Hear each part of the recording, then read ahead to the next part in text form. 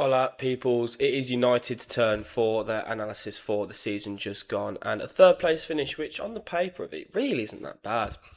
Considering the way that they were earlier on in the season, they had the record assister in the league who won player of the season for Fotmar Bruno Fernandes, but yeah, not the best season. This is a very average, very middle of the road, very for a post Fergie United kind of year. 14 points off the top isn't ideal. A lot, actually, less than I thought it was, to be fair. Um, and 7 points off their noisy neighbours. But yeah, it was a bit of a damage limitation year, this one for United, given the managerial merry-go-round they kind of had. Getting rid of Amrin was a necessary evil.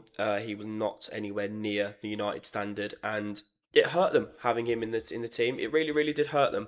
So yeah, we'll just get straight into it, boys. So for me, United had quite an inconsistent start to the season, but they didn't look bad necessarily. I mean, they looked just kind of average. They did push Arsenal. They pushed Arsenal quite far in this game, but then it was an average performance against Burnley. Nothing special against Fulham away.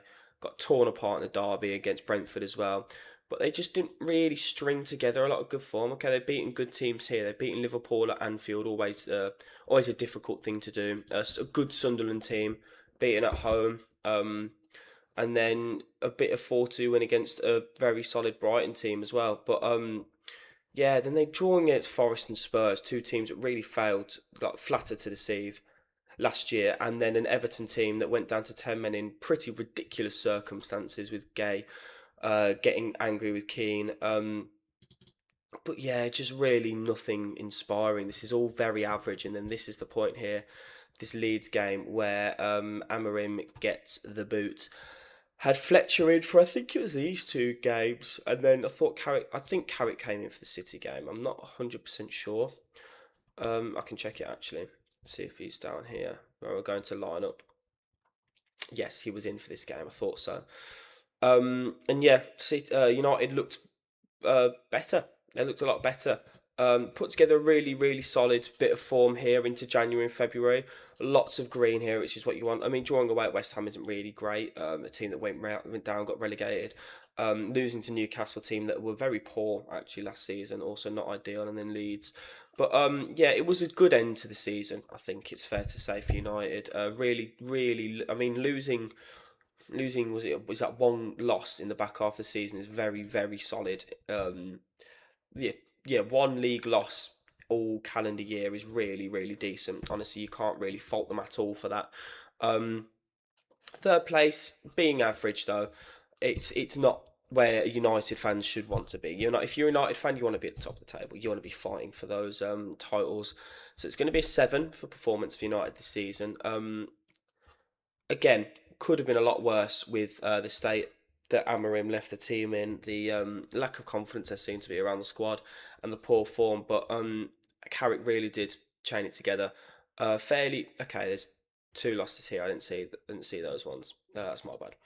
Um, fairly fairly simple tactics at times. I can't lie. Not to be like I'm slandering United or anything, but I think Carrick maybe a bit of tactical work might need to be done. I know he's a fairly new manager as it is, so I don't necessarily hold that against him. But I think you know maybe a little bit more work could be done there from the tactical front, which we saw in the first game of the season. In terms of transfers, then for United, for me, this is a pretty good window. I'll be completely honest with you. I'm a fan of some of the business done here. I think these three are very good signings here: Lamens, Mbuemo, and Cunha. A lot of money spent is a bit of not an issue. Obviously, Man United they can afford that. But there's a lot of money spent there nonetheless, so you do expect performances. And for me, they got them. I think Mbuemo was their best signing. I think Cunha was also very good. Sesko lacks a little bit for me. He's a very one-dimensional type striker. He's very big, very athletically talented, very good strike on him. But for me, wasn't really given the reins to succeed a lot last season. And Buemo was played up top quite frequently, and I think for me that harmed almost Sesko. But then again, it should have worked really with the quality of ball that Fernandez has on him. I think Sesko could have done a lot better. Was he given more chance to shine? Getting rid of some of these players is really important. Sancho had to go, and he's now left on a free. Anana giving him a way out as well. Hoyland a way out, and then selling these two was necessary. Anthony and Garnacho were not doing anything at the club. They needed to leave. Yes, a lot of money lost on Anthony, but getting him out there, out of that environment where he wasn't succeeding, was necessary. And for Garnacho, I mean, 46 million from United end is quite a good deal considering the fact that he had massively fallen out of favour with the fans and seemingly with the manager as well. To get him out to Chelsea for that money, I think, was a good deal for them.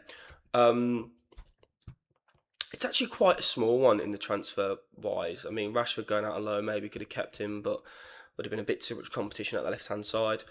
It's not a lot of business done, which is unusual for a United team. I think for me this is necessary though. They improved where they needed to.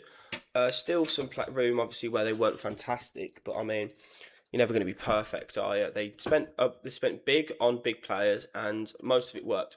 So it's going to be a 7 out of 10 for me on the transfers for Man United. Moving forward to this season, and three big moves in the midfield brought in Tielemans for 41 million euros, Baleba, who was recently confirmed, and Andre Santos as well. They have massively reformed that midfield. And in terms of letting go, it's just Hoyland and Vitek so far. Casemiro too. Releasing of Jadon Sancho was necessary. I mean, he was on way too much money to keep around. Um, for me, they've focused very much on one area.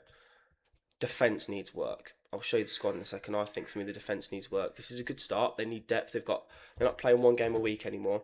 They need players in that midfield, but there's still work to be done. So if I go to the squad here, fine here. They brought in Darlow. I mean, makes no difference.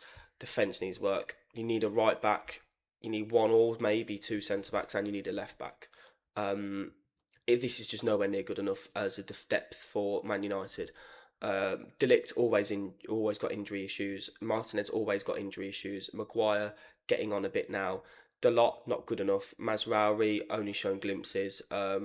Shaw always got injury issues. You need one. Genuinely, you could do with a whole overhaul in the back. Getting rid of Dalot, getting rid of Shaw. No, actually, keep Shaw for cover, but getting rid of Dalot, one of these centre backs you could afford to let go. Maybe Martinez. I don't think for me has shown consistently enough that he's good enough to play for Manchester United. Massive surgery needs to be done here. They spent big in the midfield, obviously, like I just said. They've really reinforced that area of the pitch, which is good. I think the attack is kind of fine. I think they could maybe lose a body or two here or there, but this defense just isn't good. I mean, if you look at that, you don't look at that and think that's a team that are going to consistently finish in the Champions League spots. There's a reason I had them in seventh in my predictions, and it's mainly this area of the pitch. I think, yeah, I mean, I saw on Transfermarkt Kadioglu, they were looking at that would be a good signing. But then money needs to be spent on this area of the pitch. It really, really does. United, for me, are not strong enough to compete with the best in the league. City's defence massively walks over. The Arsenal defence dog walks this team. Chelsea's defence, for me, is better. Um, and yeah, it's just not good enough. I mean, even players like Antonio Silva that Bournemouth brought in, you'd say 20 million spent on him. Who's to say that he wouldn't compete with these players? You know, there's good centre backs on the market. People like Inacio are still not been moved for. Like that's a player that United could very easily go out and grab because that's the kind of guy that would absolutely jump at the move to Manchester United. I think that will massively further his career. Got Dorgu as a left back option as well, I guess, but he's shown more of a winger in recent memory. Yeah, not massively hopeful for this season for Man United, and I think the whole game really does show that it's going to be a 6 for the prospects for this coming season. I don't see them doing particularly well in the Champions League, especially if these are all they've got defensive reinforcement wise. I don't see them doing particularly well in the Premier League either. They could be struggling for Champions League spot. Obviously, the first game, I'm not going to get too upset about what happens in the first game. I mean, I know I did for the Villa, but that's emotional bias there. For United, I don't think you need to get too offended about losing to Hull. They're always going to be up for it. But I would be slightly wary is the fact that that's a game that you should win every day of the week. But yeah, it's going to be a 6 for me overall.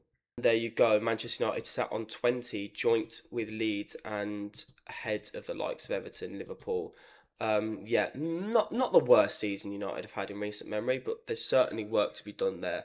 It'll be interesting to see how long Carrick lasts. I don't particularly know if he will be there come the end of the season, but hey, I mean, if they give him the tools and actually back the geezer, maybe he might. But yeah, that'll be it for me, boys. Thank you for watching, and the City and Arsenal videos will be posted fairly quickly as well. Thank you very much.